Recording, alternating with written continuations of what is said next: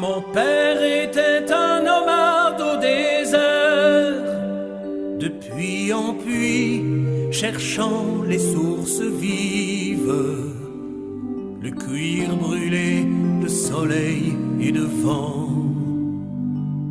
Mon père était un nomade au désert, poussant devant quelques brebis poussives. Derrière lui, la femme et les enfants. Glory, glory, hallelujah. Glory, glory, hallelujah. Glory, glory, hallelujah. Loué soit l'Éternel. Bien-aimés du Seigneur, vous allez suivre l'enseignement biblique sur l'autorité du croyant, enseignement donné par Monsieur l'abbé Hippolyte Mwaka Lusavu. Rompant le pain dans le soir flamboyant. Mon père était un nomade au désert. Je garde au cœur le désir des eaux vives et sa chanson qui parlait du vivant. Glory, glory, hallelujah. Glory, glory, hallelujah. Glory, glory, hallelujah. Loué soit l'Éternel. Le thème, c'est l'autorité du croyant. L'autorité du croyant. Nous voulons dire quelque chose sur le statut du croyant et on dira quelque chose sur cette autorité que nous avons en tant que chrétiens, en tant que croyants.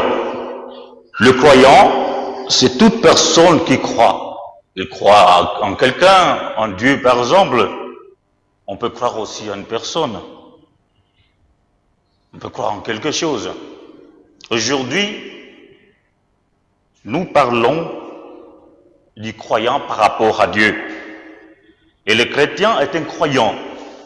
Il croit en Dieu qui a envoyé son Fils Jésus mourir à la croix pour le sauver.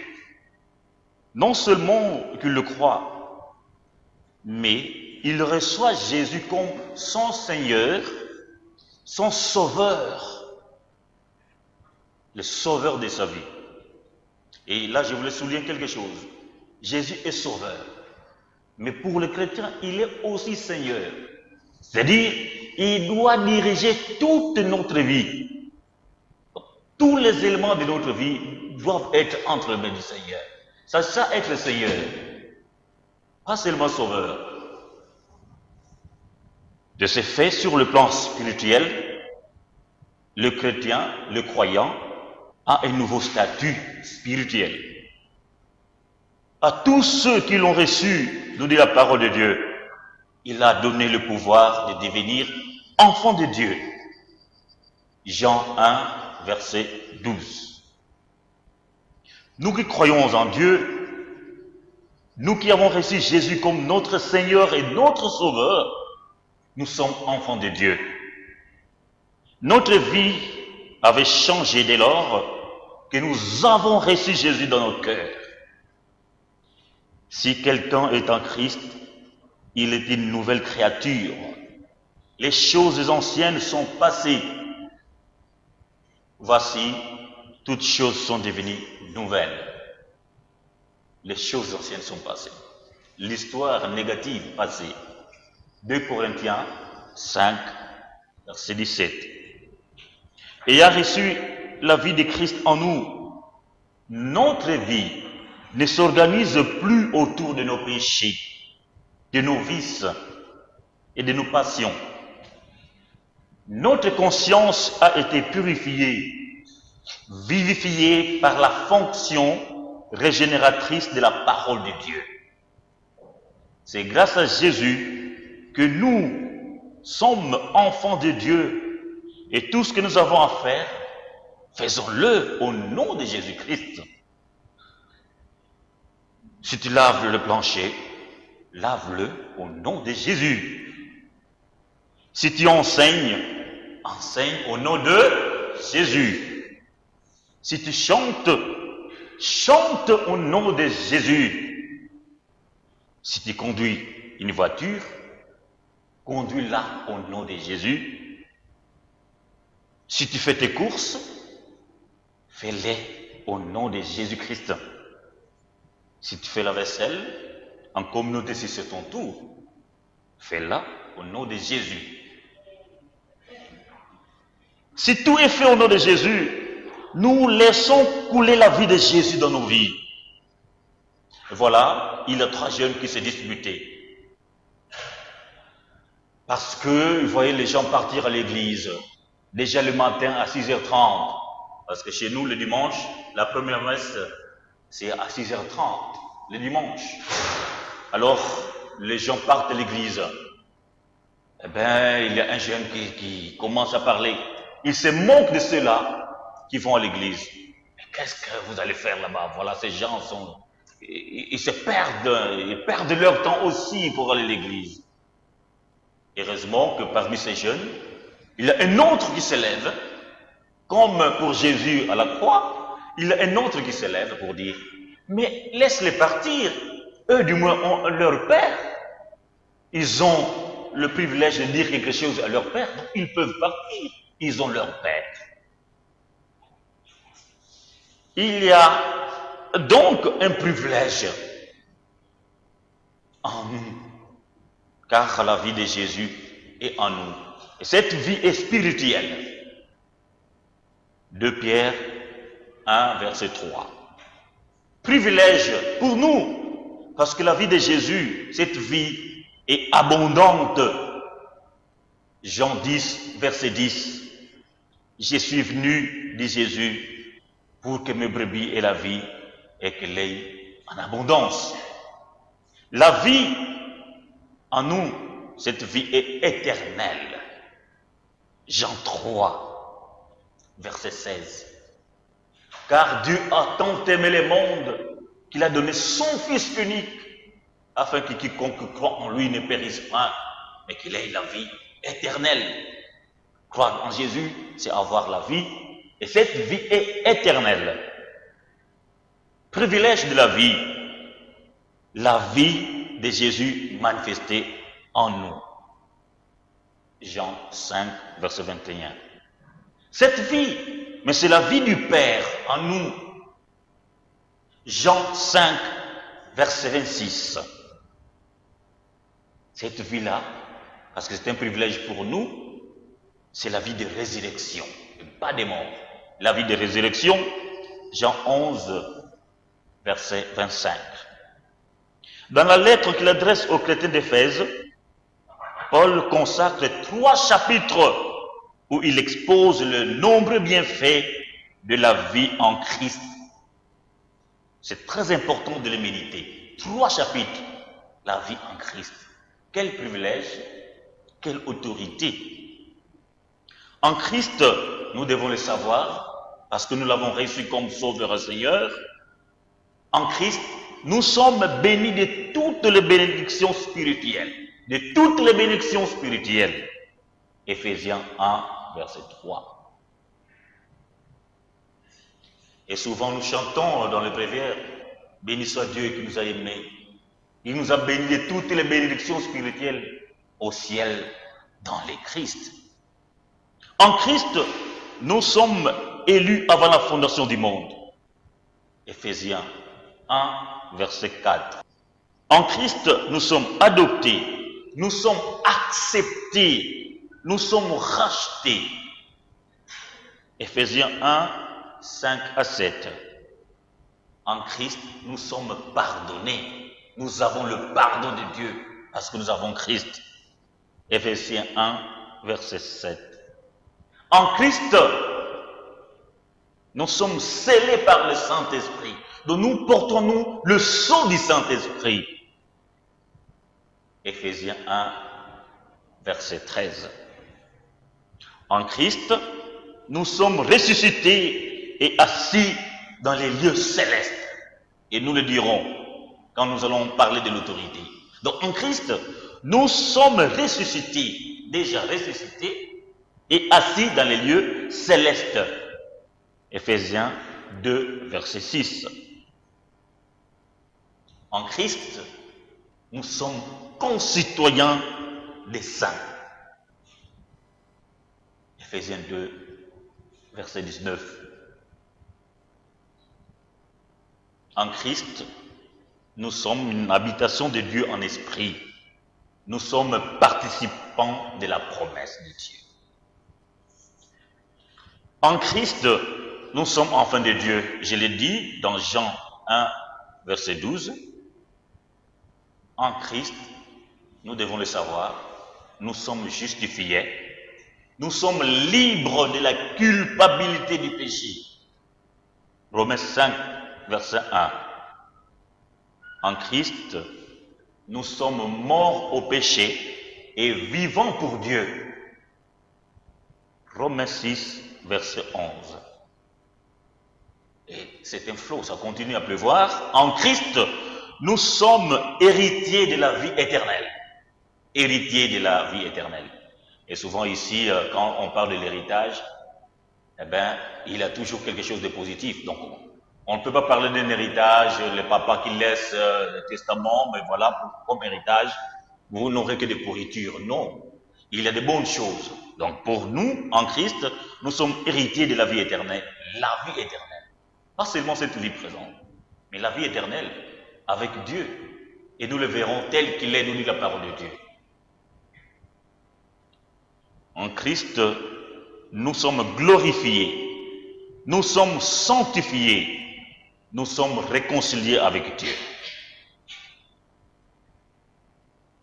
En Christ, frères et sœurs, nous sommes délivrés de la puissance des ténèbres. Nous sommes transportés dans les royaumes du Fils bien-aimé. Colossiens 1, verset 13. Voilà ce que nous sommes en Christ. Et il est bon de le savoir parce qu'on ne saura jamais exercer l'autorité de Dieu si on ne connaît pas son identité. Si nous ne savons pas ce que nous sommes. En Christ, qu'est-ce que le Seigneur fait? Dieu répand sur nous toute espèce de sagesse et d'intelligence. Éphésiens 1, verset 8.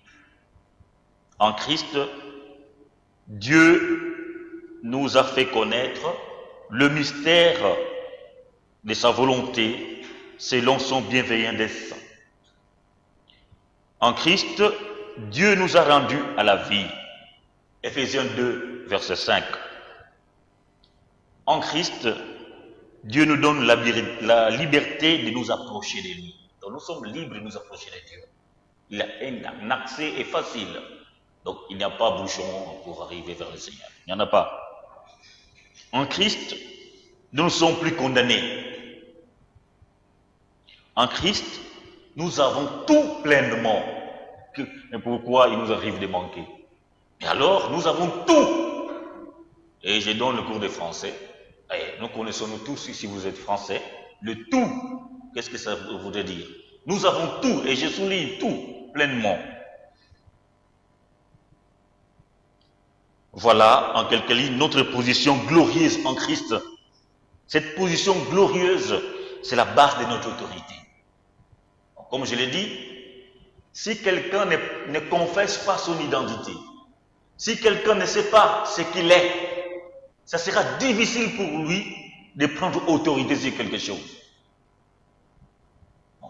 Et je l'ai dit pour que finalement, après, peut-être en écoutant les CD, calmement à la maison ou en voiture, qu'on puisse arriver à avoir en tête, parce que le fait d'écouter, comme on nous dit, la répétition est la mère des sciences, le fait d'écouter, on aura en nous l'arsenal de notre identité et on saura alors qui nous sommes. Nous ne sommes pas n'importe qui. Dieu, par la grâce, nous a fait enfants, nous sommes adoptés enfants, parce que d'abord, nous avons reçu Jésus comme maître de notre vie. Et non, il n'y a pas une partie qui échappe à ce Jésus. Alors, comme notre position glorieuse en Christ a été définie, c'est à nous maintenant de voir ce qu'est l'autorité. Et nous voulons parler maintenant de l'autorité après un rappel sur notre identité. L'autorité dans la Bible, le Nouveau Testament se sert de exousia, autorité, 102 fois, dont 87 fois dans le sens d'une capacité à agir, conférée par une fonction. Donc, capacité à agir. L'autorité, c'est une délégation de pouvoir. Et le mot dynamisme, pouvoir, s'emploie pour identifier le pouvoir militaire, politique ou spirituel. Donc, on parlerait de l'autorité tantôt comme pouvoir, dynamisme, comme exousia. Les mots grecs exousia et dynamisme sont parfois traduits alternativement par autorité ou puissance. Luc 4, verset 36. Il commande avec autorité et puissance aux esprits impurs et ils sortent. Luc 4, verset 36. Il commande avec autorité. Et là, autorité, c'est exousias, à l'accusatif. Et puissance, il la commande avec autorité et puissance, dynamisme, aux esprits impurs et ils sortent.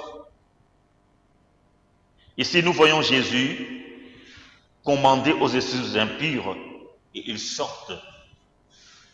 Et il a conféré ses pouvoirs à ses disciples et aujourd'hui à nous. Ayant convoqué les 12, il leur donna puissance et autorité sur tous les démons et sur les maladies pour les guérir. Luc 9, verset 1. Il a convoqué les 12, Jésus leur donne puissance et autorité sur tous les démons et sur les maladies pour les guérir. Et encore un passage, voici que je vous ai donné le pouvoir de fouler aux pieds serpents et scorpions et toute la puissance de l'ennemi, et rien ne pourra vous nuire. Luc 10, verset 19. À travers les disciples, Jésus nous a confié son pouvoir. Il nous a confié les affaires de son royaume jusqu'à ce qu'il revienne. Il nous en a donné l'autorité. Nous en servons-nous assez? C'est une question. Parfois nous doutons de cette autorité en nous. Il n'y a aucun doute en cela en considérant les fondements de cette autorité. Quel est le fondement de l'autorité conférée par Jésus? Il y a deux vérités révélées qui servent de fondement à l'autorité du croyant. Il y a la résurrection et l'ascension. Jésus est ressuscité et il est monté aux cieux. Ce sont là deux vérités fondamentales pour connaître l'autorité et pour pouvoir l'exercer dans notre vie. Résurrection et ascension. Et nous pouvons le lire en Éphésiens 1, à partir du verset 17 jusqu'au 20 et 22 à 23.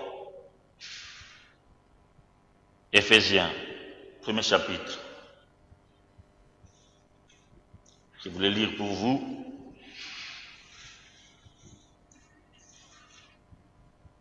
Éphésiens 1, 17 à 20, 22, 23.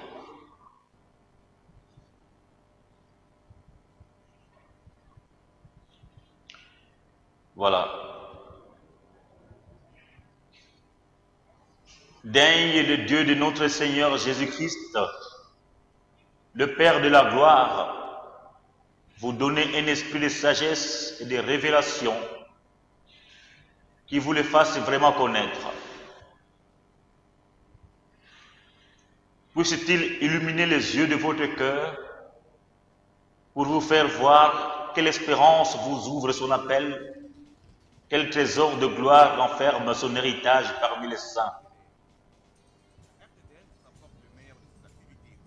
Et quelle extraordinaire grandeur sa puissance rêvée pour nous, les croyants, selon la rigueur de sa force, qu'il a déployée en la personne du Christ, les ressuscitant d'entre les morts et les faisant siéger à sa droite dans les cieux,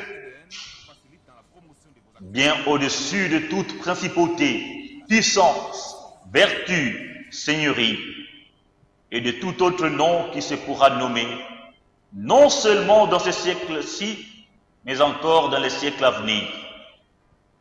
Il a tout mis sous ses pieds, il l'a constitué au sommet de tout, tête pour l'Église, à laquelle est son corps, la plénitude de celui qui est rempli tout en tout. Avec lui, il nous a ressuscités et fait asseoir aux cieux dans le Christ Jésus. Avec lui, je reprends, avec lui, il nous a ressuscités. Il nous a ressuscités et fait asseoir aux cieux dans le Christ Jésus.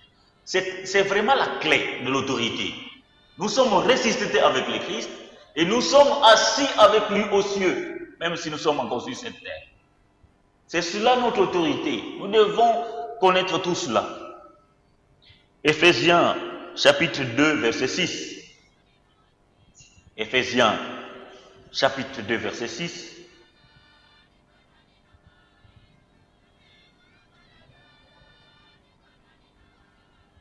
Éphésiens chapitre 2, verset 10.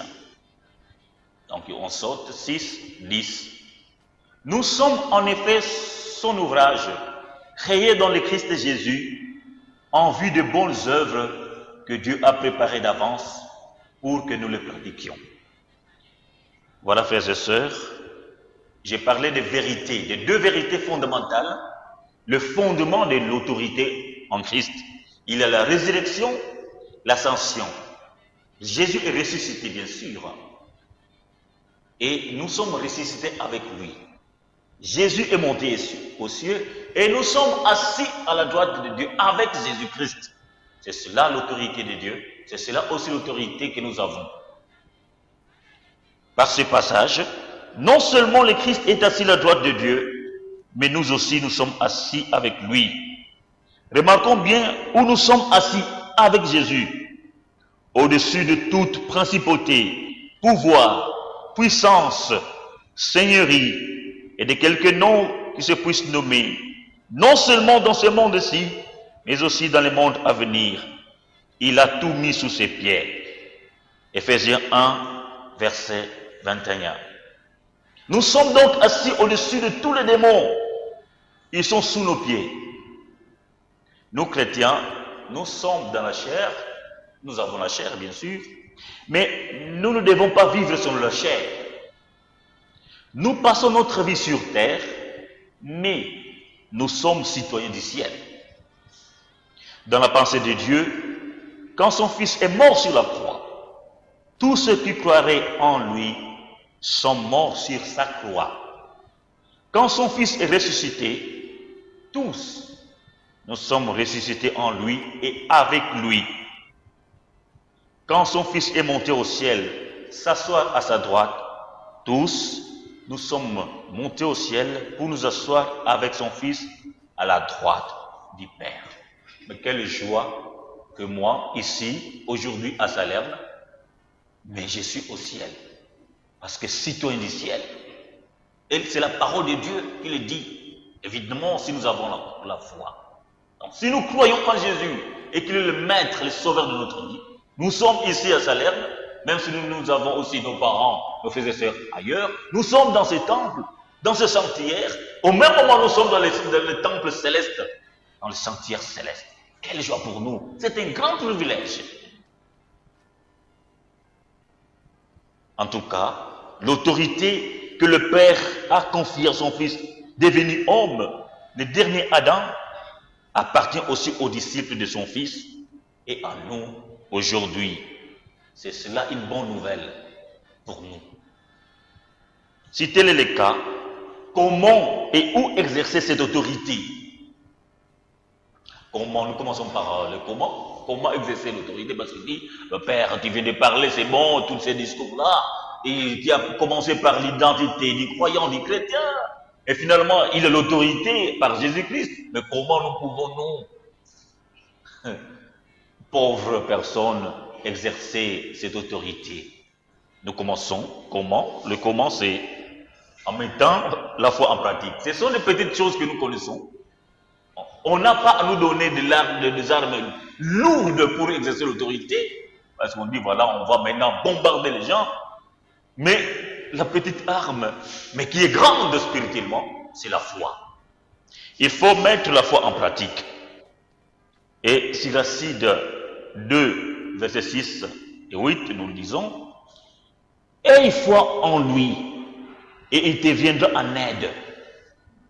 Vous qui craignez le Seigneur, ayez foi en lui, et votre récompense ne saurait jamais fouler. » Mettre la foi en pratique.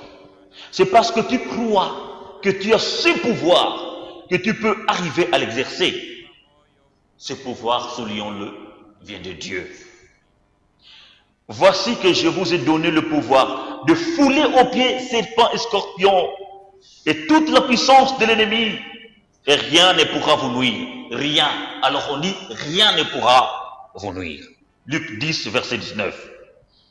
Je vous ai donné ça, le jeu de Jésus. Je vous ai donné. Il a dit aux disciples, aujourd'hui à nous, le jeu, je vous ai donné. Jésus dit, aujourd'hui, cet après-midi, à moi, à toi, mon frère, ma soeur, je vous ai donné le pouvoir de fouler aux pieds. Quels pieds? Les pieds que nous avons, nos pieds. Qui? Serpent, scorpion. Mais souvent, quand nous voyons le serpent, hé, attention, le serpent! Et surtout chez nous, à Brousse, la forêt, le serpent, on fuit. Il s'agit de quel serpent? Mais de tout mal. Avec nos pieds, avec notre corps, nous n'avons pas à avoir peur. Alors on dit, de fouler aux pieds serpent et scorpion. Serpent, déjà on voit rise, mensonge, tout ce qui est lié au serpent. Scorpion, tout ce qui est mauvais, nocif. On voit le mal. Et toute la puissance de l'ennemi. Toute la puissance de l'ennemi. Et rien ne pourra vous nuire. C'est un pouvoir légué. Et c'est à nous de capturer ce pouvoir. C'est à nous d'exercer ce pouvoir par la foi. Nous devons alors activer notre foi, comme on dit quand on achète la carte de SIM. Il faut activer la carte de SIM, sinon ça ne marche pas. Donc il faut activer. Ah oui, il faut savoir activer. Et si nous sommes désactivés, rappel à Dieu. Nous devons être activés. Un homme, une femme activée, c'est cet homme, cette femme qui est branchée, qui vit dans l'intimité avec le Seigneur. Alors, il est capable d'activer. Nous devons activer notre foi pour exercer notre autorité spirituelle. Car si le Seigneur a placé des choses entre nos mains, il ne fera rien jusqu'à ce que nous agissions. Il nous arrive de voir des choses comme ça, mais nous attendons que le Seigneur fasse quelque chose. Comme toujours, un Dieu bouche-trou. Et pourtant, il nous a donné ce pouvoir aussi. Nous avons des situations difficiles, par exemple, mais nous attendons que le Seigneur fasse quelque chose. Seigneur, fais quelque chose. Et pourtant, il nous a donné ce pouvoir de fouler aux pieds serpents et scorpions. Et nous n'arrivons pas à le faire. Pourquoi? Nous devons nous interroger sur notre foi. Nous avons des choses entre nos mains. C'est comme vous direz chez nous, Kolia na yo babondela. En lingala, même pour manger, on te donne à manger. Mais quand tu arrives encore à te dire, pardon, tu sais, tu peux manger alors que tu as la possibilité de manger. Donc nous avons le pouvoir entre nos mains, mais qu'on puisse encore te dire, mais tu as ce pouvoir, agis. Attention, il y a des choses que le Seigneur ne fera pas à notre place. S'il nous a donné ce pouvoir-là. Donc, d'abord, partons de la foi. Et Jésus nous révélait d'ailleurs une façon d'exercer son autorité lorsqu'il affirmait que tout ce que vous lierez sur la terre se trouvera lié au ciel, et tout ce que vous délierez sur la terre se trouvera délié au ciel. Matthieu 18, verset 18. Matthieu 18, verset 18. On est capable au nom de Jésus de dire, voilà, moi j'ai dit ceci et cela sera fait. Il ne faut pas douter. Quand on doute, c'est le diable déjà là qui entre. Donc, je dis que cela, que se fasse comme cela et cela sera tel. Deuxième manière, il faut mettre la parole de Dieu en pratique. Là, c'est un grand problème. Mettre la parole de Dieu en pratique. Il y a beaucoup de promesses dans la parole de Dieu. Beaucoup de promesses dans la Bible. Nous devons mettre en pratique ces promesses pour que cela déclenche l'autorité et la puissance de Dieu. La foi vient de ce qu'on entend, et ce qu'on entend, c'est la parole de Dieu. Ça, c'est Paul Romain. Ah oui, tu veux avoir la foi, il faut entendre la parole de Dieu. La parole de Dieu fait naître la foi. La foi vient de ce qu'on entend, et ce qu'on entend, c'est la parole de Dieu. Pour que notre foi soit solide, nous devons lire la parole de Dieu. Et l'année dernière, j'ai commencé à dire qu'il faut faire attention. Parce que surtout, souvent on dit, mais la parole de Dieu, connaître le verset ou les promesses de Dieu, ça c'est bon pour les protestants. Nous sommes les catholiques. Attention, le Seigneur ne dira pas, eh bien vous les protestants venez ici, moi je vous juge par rapport à ce que vous devez faire, puisque vous connaissez plus la parole de Dieu. La parole de Dieu, c'est tout le monde qui doit la lire, qui doit la connaître. Donc les protestants sont plus avancés que nous en parole de Dieu, par la méditation. Pour que notre foi soit solide, nous devons lire la parole de Dieu. Et pour que notre autorité spirituelle fonctionne, nous devons nous imprégner de la parole de Dieu par la lecture, l'étude. Nous devons nous revêtir de l'enseignement de la parole sur l'autorité du croyant. Oui, la mettre en pratique. Donc il faut connaître, il faut être enseigné. Et quand on est enseigné, il faut mettre cela en pratique. C'est comme un élève qui va à l'école, il a de la matière, et puis il ne veut pas s'exercer à la maison, il va échouer. Donc nous pouvons parler de l'autorité, avoir des promesses sur l'autorité, mais si nous ne mettons pas cela en pratique, nous allons échouer. Et alors, c'est quoi finalement? Quand nous n'arrivons pas à exercer l'autorité, c'est nous qui sommes alors malmenés par les mauvais, par le malin. Donc il faut mettre la parole de Dieu en pratique. Deuxième manière pour exercer l'autorité de Dieu. Troisième, c'est la prière. Donc nous sommes au niveau de la manière pour exercer. Il y a la foi que nous devons activer. Il y a la parole de Dieu parce que la parole de Dieu nourrit la foi. Et il y a plein de promesses de Dieu que nous pouvons utiliser pour exercer l'autorité de Dieu. Et finalement, il y a la prière. Et pour la prière, il y a Jean 15, verset 7. Nous allons dire quelque chose. Jean 15, verset 7. Si vous demeurez en moi et que mes paroles demeurent en vous, demandez ce que vous voudrez et vous l'aurez. Il a 4 fois le vous là-bas. Si vous demeurez en moi et que mes paroles demeurent en vous, demandez ce que vous voudrez et vous l'aurez. 4 fois. Ce n'est pas pour rien. Donc, on veut avoir quelque chose. On veut que notre prière soit exaucée. Mais il y a des conditions. Si vous demeurez en moi, c'est l'intimité avec Jésus. Intimité avec Jésus. Et que mes paroles demeurent en vous, c'est dans la méditation et la pratique de la parole de Dieu. Alors, vous pouvez avoir ce dont vous avez besoin. Donc, il faut d'abord l'intimité avec Jésus. Et méditer, lire la parole de Dieu, manger la parole de Dieu, dévorer la parole de Dieu. Et à ce moment-là, chaque fois que nous demandons quelque chose, la grâce coule rapidement.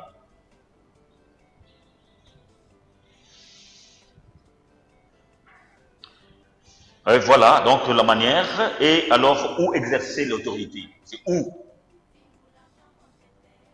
frères et sœurs, l'autorité de Dieu, puisque nous avons cela, mais c'est à nous de l'exercer, c'est sur la nature. Et là, nous avons un exemple d'Élie. Jacques 5, 16 à 18. Jacques 5, 16 à 18. On se réfère à Élie. Élie, je ne sais pas qui peut avoir l'idée sur Élie. Qu'est-ce qu'il a fait sur la nature? Qu'est-ce que Élie avait fait sur la nature? Ouais, nature. Élie, la pluie. Et dit, eh bien, il pleuve. Pendant tel mois, tel nombre d'années, tel. Et c'est là, ça a été accompli. Qu'il ne pleuve. C'est fini. Donc, Élie sur la nature. Alors, on dit, Jacques 5 dit, mais Élie était un homme comme nous. S'il est parvenu à faire cela, mais pourquoi pas nous? Donc, l'autorité s'exerce sur la nature. Et ici, je voudrais vous dire un témoignage. Je l'ai dit aux sœurs, il y avait l'orage chez nous. Vous voyez, donc quand ça va vite, alors ça peut détruire les maisons, parce que bon, parfois on ne suit pas toutes les conditions, ou bien quoi, pour construire la maison. Et donc il y avait un vent un peu pieux, vraiment il soufflait, il y avait la pluie, j'étais en chambre, heureusement pour moi, j'avais mon petit ostensoir, le corps du Christ de Jésus est là, j'ai l'inspiration de prier. Et j'ai pris l'ostensoir, j'ai dit au nom de Jésus que cela s'arrête. Sinon nous risquons de connaître des dégâts. Et que cela se fasse au nom du Père et du Fils et du Saint-Esprit. Pas même 2 minutes, il n'y avait plus rien. C'est cela la foi, quand c'est exercé avec foi et puissance sur la nature. Et ce n'était pas la première fois pour moi.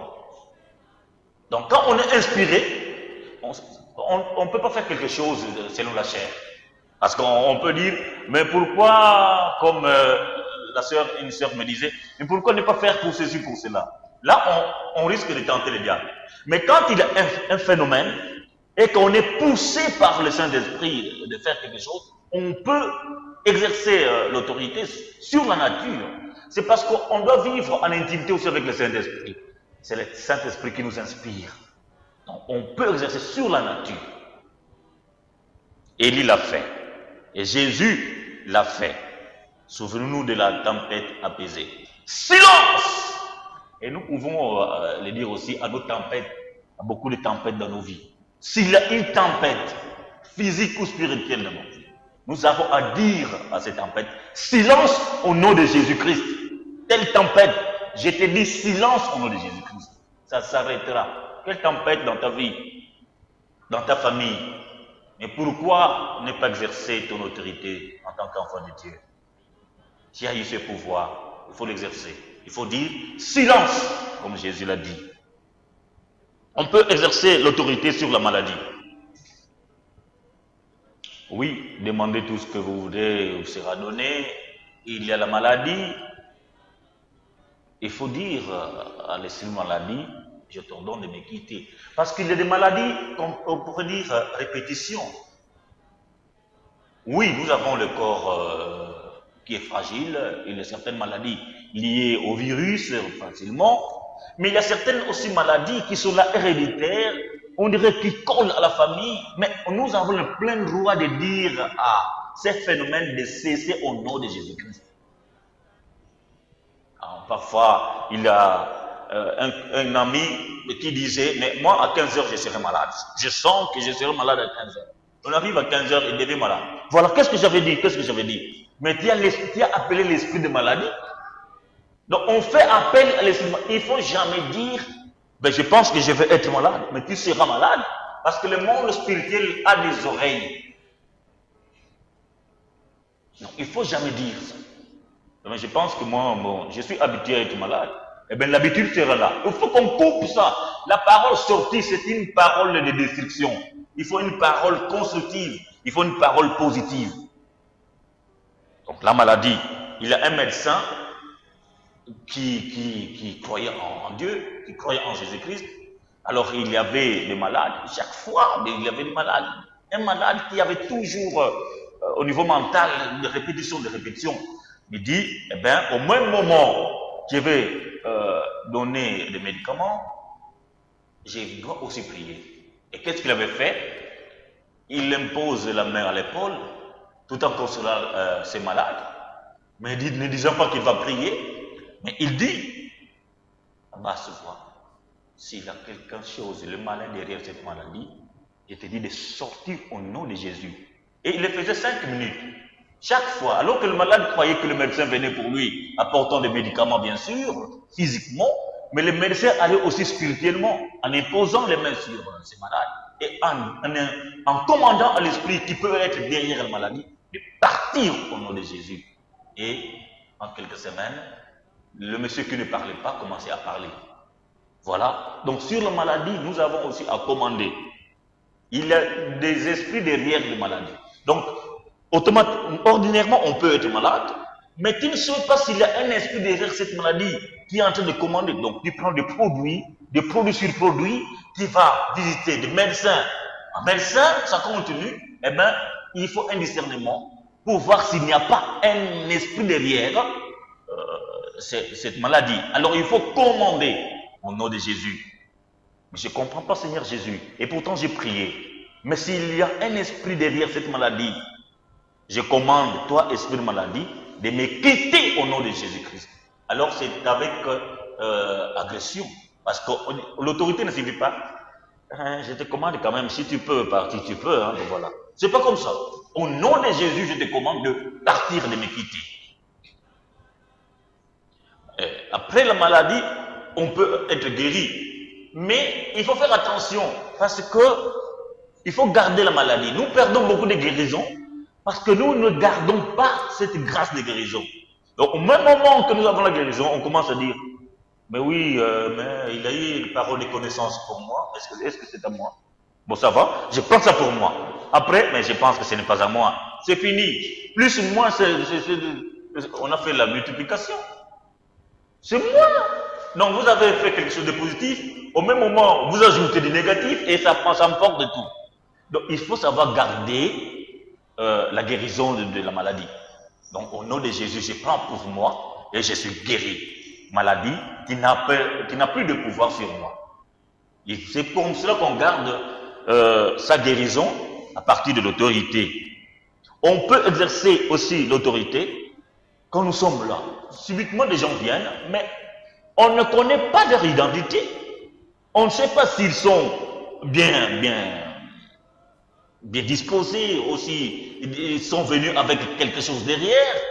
Au même moment que je suis là, mais je suis en train de dire, eh bien, je contrôle l'influence de tous les esprits qui peuvent arriver avec ces gens.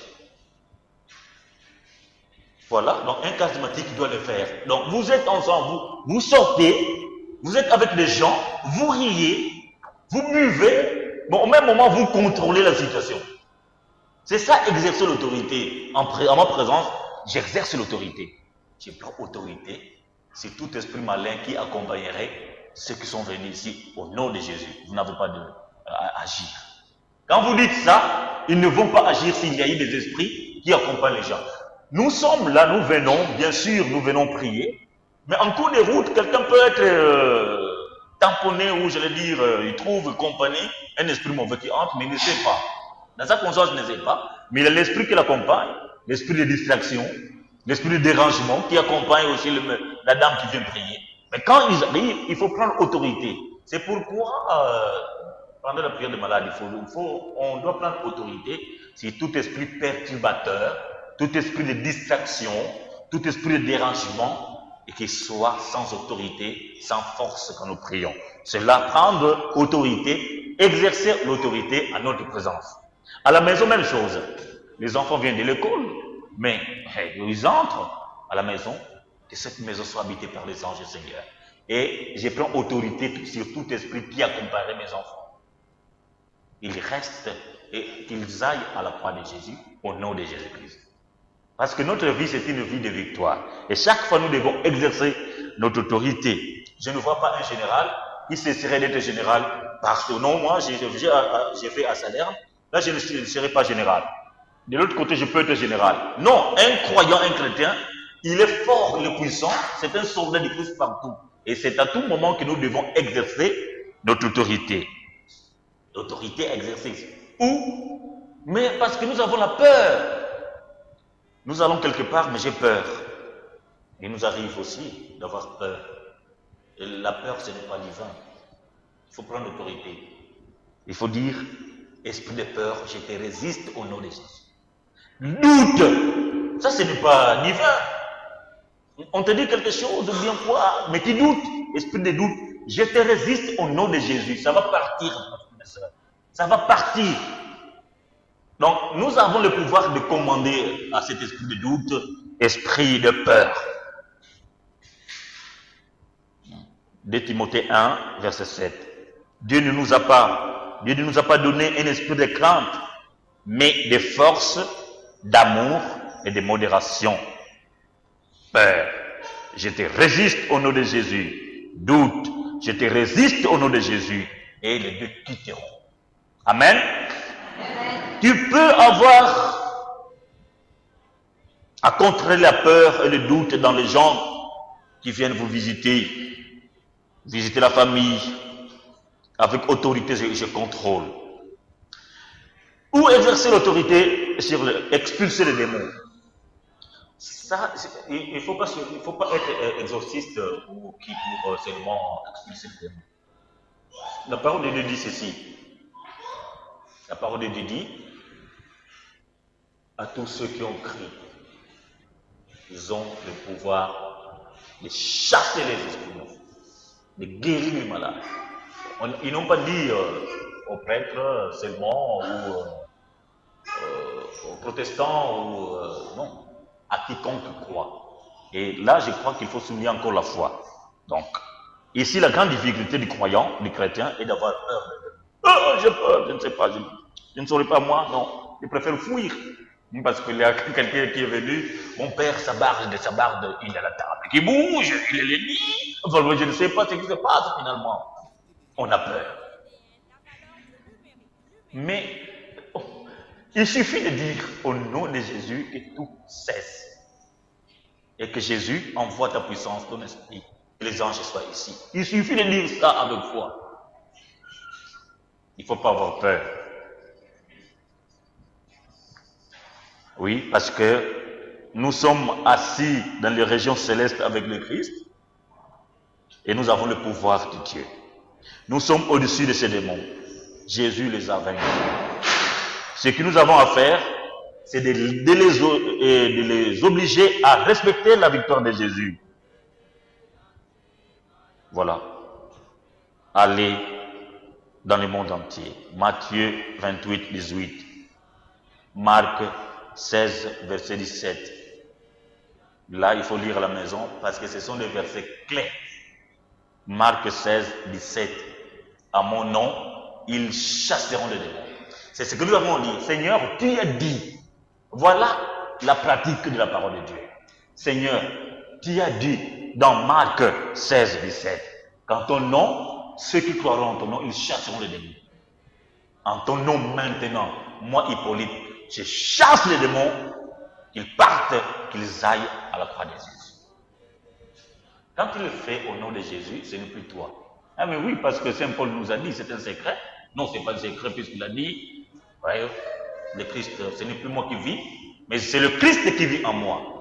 Et ce qui nous arrive de le dire, ce n'est plus moi qui chante, mais c'est le Christ qui chante à moi. Ce n'est plus moi qui parle, mais c'est le Christ qui parle à moi. Ce n'est pas moi qui conduis la voiture, c'est le Christ qui conduit en moi.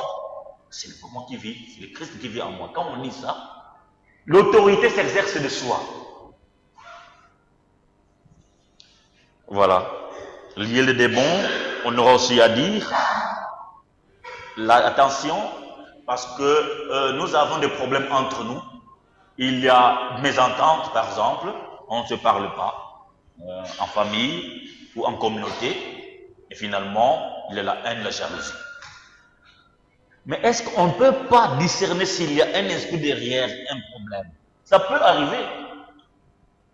Donc, le malin jette le grand des troubles, finalement, on se bagarre en communauté, on se bagarre en famille, tout ça, ça ne va plus. Mais si on peut dire, Seigneur, tu es amour, mets un peu d'amour en moi. pour que je puisse aimer telle personne qui m'a froissé. Mais s'il y a un esprit derrière cette personne, l'esprit de colère, de haine, de jalousie, je le somme de les quitter au nom de Jésus. Après quelques minutes, la personne viendra te voir. S'il y a un esprit derrière, parce qu'il y a aussi un esprit de colère qui peut aller dans quelqu'un qui devient furieux, et pourtant il n'a rien, finalement vous ne vous parlez plus. En ce moment-là, il faut discerner la présence du malin pour dire, au nom de Jésus, je commande à l'esprit qui influence ma soeur, mon frère, de quitter maintenant. Et pour cela, il n'y a pas de distance. On peut le dire pour une personne qui est en Afrique. Il y a des femmes, des personnes, des hommes qui m'appellent en Afrique, mon père, ça ne va pas. Et à partir de là, je commande. Il n'y a pas de limite pour le Seigneur, il n'y a pas de distance, je commande. L'esprit qui fait des manœuvres à tel qui vient de m'appeler, je te commande maintenant, puisque pour Dieu, il n'y a pas de barrière, de quitter, de cesser ces manœuvres au nom de Jésus-Christ de Nazareth. Après quelques jours, on m'appelle, Père, il n'y a plus rien. Donc pour le Seigneur, il n'y a pas de distance. Vous avez des enfants, vous avez des frères par-ci par-là, parfois qui n'est plus, parfois. Mais vous pouvez aussi arriver à commander à cet esprit qui freine votre frère, pour qu'il retourne vers le Seigneur. Il faut commander. Nous n'avons pas seulement à regarder, mais à commander. Le pouvoir nous a été légué, confié par Jésus, foulé par nos pieds, les scorpions, les serpents qui piquent nos membres de famille, qui piquent notre société, qui piquent notre monde. Nous avons à commander. Et parfois, si nous nous laissons entraîner, finalement, il n'y a pas quelque chose qui se passe. Persécution, comme je l'ai dit, on est persécuté, par-ci par-là au travail, ça ne marche pas. Mais non, mais je ne comprends pas. C'est parce qu'il y a des gens malveillants. Mais il faut commander. Acte 4, versets 29 à 30, on commence à en terminer. Finalement, les disciples étaient persécutés dans leur mission. Mais ils disent, Seigneur, fais lever ton bras pour que s'accomplissent des signes et prodiges malgré la persécution. Donc, malgré tout ce que nous pouvons avoir comme problème, Seigneur agit et ces problèmes-là fuiront loin de nous. Et nous avons la capacité et le pouvoir de condamner toute langue qui se lèvera en justice contre nous. Ce n'est pas moi, c'est la parole de Dieu. Ésaïe 54, verset 15, verset 17. Donc, il y a des gens qui sont accusés abusivement, alors qu'ils ont raison. Mais il y a effectivement les avocats, il y a la magistrature. Mais on a à dire, je condamne cette langue qui se lève contre moi en justice au nom de Jésus, j'aurai raison. Amen. Voilà. Et temps file, je n'ai plus à dire beaucoup de choses que j'ai préparées, mais je pense que c'est là l'autorité. Nous avons exercé l'autorité, mais pour ne pas perdre notre autorité et maximiser cette autorité, nous devons préserver nos vies de toute souillure. Si nous voulons exercer l'autorité, nous devons faire attention avec la vie liée au péché. C'est la sainteté. Sinon, alors nous donnerons accès au diable de nous malmener. Nous devons résister au diable, comme il est écrit dans Jacques 4, 7. Au même moment que nous avons l'autorité, nous devons faire attention aux convoitises, parce que le diable est là pour nous flanquer des convoitises. Convoitises du péché, convoitises de la chair, convoitises des démons, convoitises des hommes, convoitises charnelles. Alors, si nous arrivons, par la grâce de Dieu, à les chasser de nous, le Seigneur agira encore davantage. Approchons-nous chaque jour de Dieu, purifions nos cœurs, parce qu'au même moment que nous avons l'autorité, nous sommes de pauvres pécheurs. Et Proverbe 24, 16 dit, 7 fois le juste tombe et il se relève toujours. Voilà, le sang de Jésus est là pour nous purifier chaque jour. En toute humilité et abaissement, le Seigneur fera que nous soyons toujours victorieux de sa victoire. Et l'autorité de Jésus, c'est notre autorité à nous. Il faut l'exercer, nous avons ce plein pouvoir. Au nom de Jésus-Christ. Amen.